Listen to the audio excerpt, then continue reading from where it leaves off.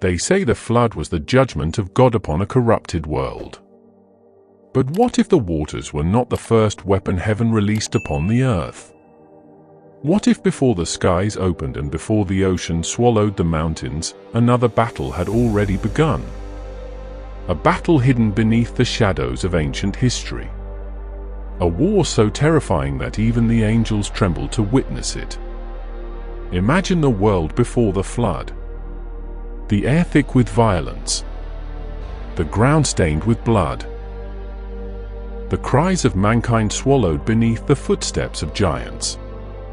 In the distance stood an unfinished ark, rising like a prophecy against a dying civilization. Dark clouds rolled across the heavens, clouds unlike anything humanity had ever seen before.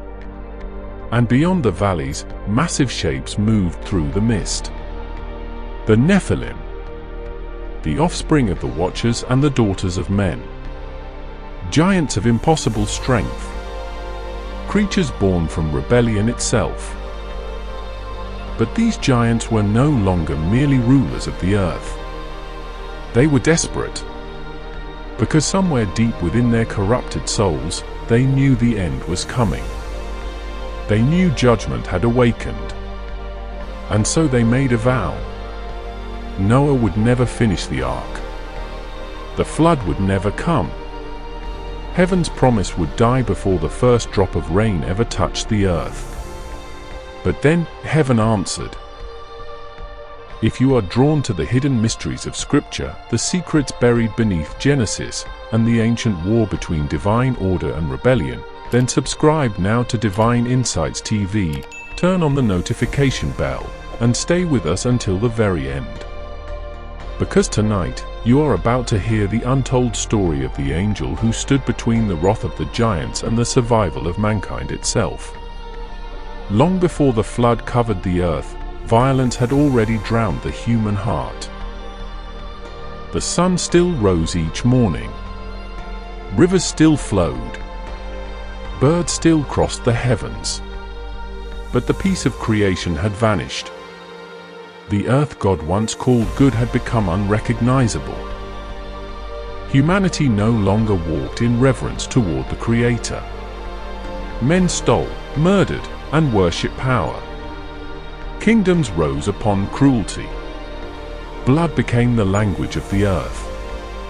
And above them all stood the Nephilim, towering beings whose very existence was an offense against the divine order.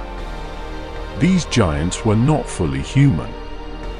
Neither were they fully angelic. They were the forbidden children of the Watchers, angels who abandoned their heavenly stations and descended to earth consumed by desire instead of obedience. Ancient writings describe how these fallen beings crossed the boundary established by God and took wives among the daughters of men. And from that unnatural union came beings the world was never meant to carry. The Nephilim grew enormous in stature and terrifying in presence. Some traditions say they stood over 15 feet tall. Their bodies resembled living fortresses of flesh and bone. Their voices rolled like earthquakes across valleys. Their eyes carried something deeply unnatural, as though heaven's light had been twisted into something monstrous. At first, humanity admired them. The giants possessed knowledge beyond mankind. They taught warfare, forbidden sciences, enchantments, and secrets hidden from humanity since the beginning of creation. To weak men, they appeared glorious, powerful, divine even. But corruption always disguises itself as greatness before it reveals its true face. Soon the Nephilim demanded worship. Entire cities bowed before them. Temples were built in their honor. Their names were carved into mountains and spoken like the names of gods. Humanity no longer served the Creator. They served power. And the giants hungered endlessly. The Book of Enoch declares that they consumed everything mankind produced. Harvests vanished beneath their appetites. Animals disappeared.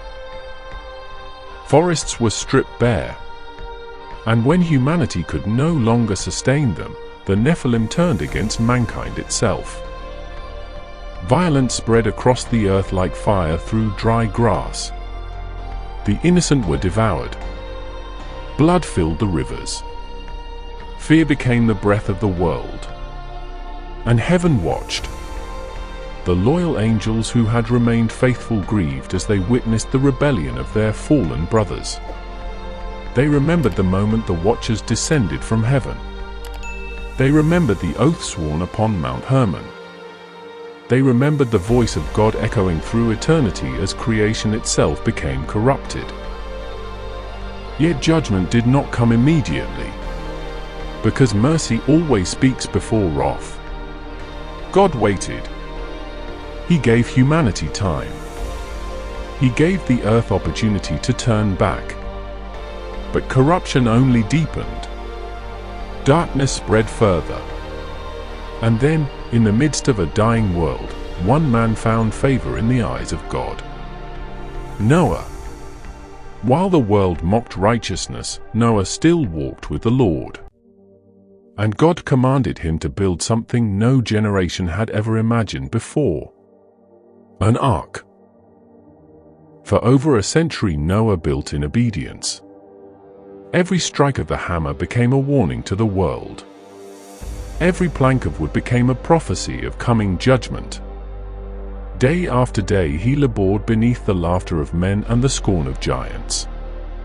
The Nephilim mocked him constantly.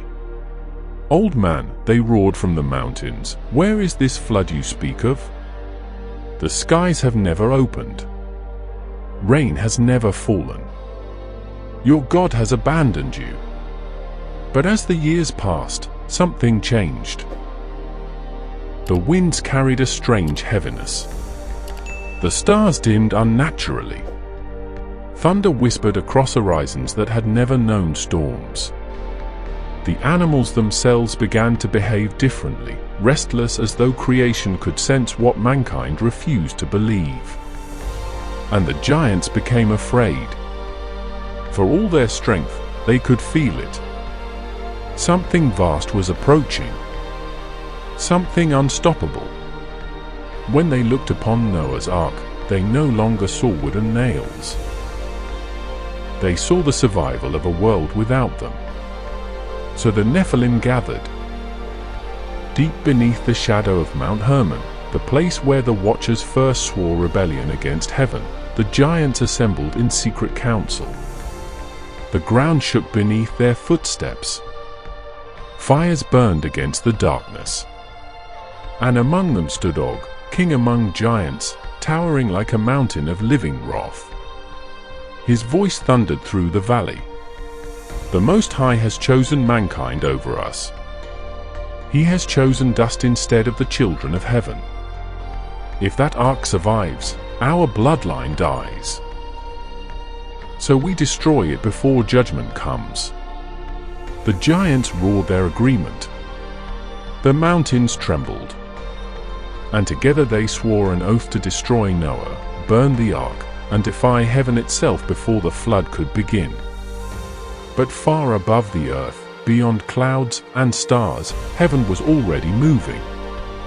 Before the throne of God stood an angel ancient beyond human understanding. He had existed before nations, before mountains rose from the sea, before the rebellion of the Watchers shattered the peace of heaven. And he remembered them. He remembered the fallen angels before corruption consumed them.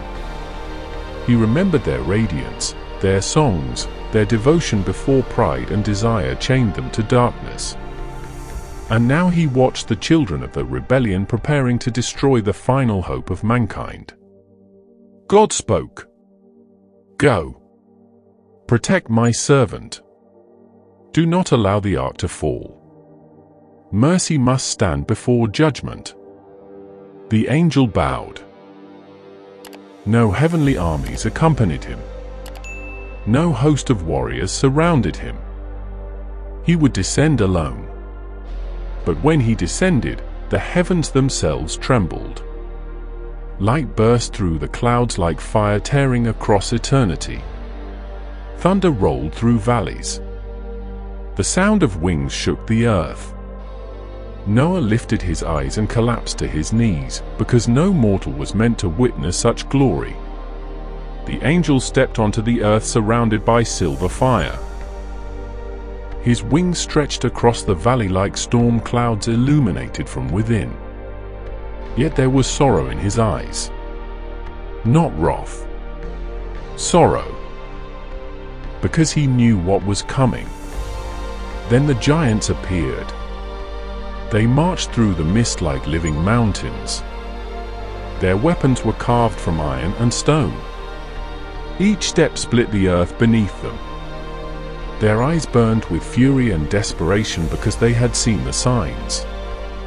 They knew the flood was real. And they knew this angel stood between them and survival. Silence covered the valley. Then Og stepped forward. "You defend worms of dust," he thundered. "You choose weak men over the blood of heaven." The angel gazed upon the giants, and his voice carried the sadness of eternity itself. Because heaven has not forgotten mercy. Rage exploded among the Nephilim. Og tore an entire tree from the earth and hurled it toward the angel. But before it struck, radiant light burst outward. The angel caught the tree in one hand, his feet driving into the ground like pillars of stone. And the battle began. Lightning split the heavens. Thunder crashed across the mountains. The giants charged like an army of destruction while the angel stood alone before them, blazing with heavenly fire. The earth itself seemed divided between holiness and corruption. Every strike from the Nephilim shattered the land. Every movement of the angel released waves of light that tore through darkness. Wind screamed through valleys. Mountains trembled beneath the collision of divine power and corrupted flesh. But this was not merely a war of strength. It was a war of restraint. Because the angel had not been sent to destroy the giants. He had been sent to delay them. To preserve the ark until heaven's judgment arrived. Again and again the Nephilim attacked.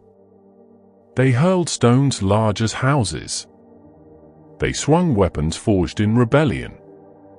Yet every time they neared the ark, the angel pushed them back. Not with hatred, with obedience. And this is what made the battle truly heartbreaking. The angel recognized traces of heaven within them. These were the offspring of beings who once stood beside him in glory. He saw in the giants the consequences of rebellion, the corruption of gifts once created for worship. The skies darkened further. Behind the angel the storm gathered like a living wall. Thunder rolled endlessly now. The floodgates of heaven were preparing to open. Then came the first drop of rain. It struck the dust like a tear falling from heaven itself. The giants froze. Another drop followed. Then another. Panic spread through the Nephilim. Their roars turned into fear. Some fled toward the mountains. Others attacked the ark with desperation. But the angel rose into the air, wings spreading wide as radiant fire erupted around him. The storm had arrived. The rain fell harder and harder until the world disappeared beneath grey waters and roaring skies. Rivers burst their boundaries. Valleys vanished. Mountains trembled beneath the weight of judgment. And still the angel watched. Not with triumph. With grief. Because heaven does not celebrate destruction. Even divine judgment carries sorrow within it. For 40 days and nights the flood consumed the earth. The angel remained above the waters as a silent guardian over the ark. Below him floated the last hope of humanity. Above him thunder echoed with the grief of God himself. He watched entire civilizations disappear beneath the waves. He watched the screams of rebellion vanish into silence. He watched a world corrupted beyond healing, washed away by divine cleansing. And within the storm, the angel finally understood something profound. Obedience is not always glorious. Sometimes obedience means watching what you love disappear so that something holy can survive. The ark floated safely upon the waters, carried not merely by wooden craftsmanship, but by grace itself. Inside rested the future of mankind, the promise of beginning again. When the waters finally reached their peak, the world became silent. Endless sea stretched beneath dark heavens. Yet within that silence the angel sensed peace. Because emptiness creates space for restoration. Slowly the storm faded. The thunder softened. Light pierced through the clouds once more. And above the ark appeared the rainbow, heaven's covenant shining across the sky. It was not only a promise to mankind. It was a reminder to heaven itself that justice and mercy must forever walk together. The angel knew his mission was ending. The ark had survived. Humanity had been preserved. But as he ascended toward heaven, he carried within him the memory of what he had witnessed. The cries of the lost. The silence after judgment. The unbearable cost of mercy. When he entered heaven again, no songs greeted him. No celebration echoed through the courts of eternity. Heaven itself stood silent, because even the angels mourned the flood. The warrior who descended as a protector returned changed. He had looked upon the heartbreak of divine judgment. He had seen the sorrow hidden within holiness itself. And yet something else remained. The Nephilim had perished in body, but not entirely in spirit. Ancient texts whisper that when the giants drowned, their corrupted spirits remained trapped between worlds. Neither fully earthly nor fully heavenly. Restless shadows wandering through creation. Spirits driven by the rebellion that birthed them. The Book of Enoch describes them as wandering spirits upon the earth. The first demons. The lingering echo of the flood's corruption. And the angel knew this truth. Though the flood destroyed the flesh of the giants, evil itself had not ended.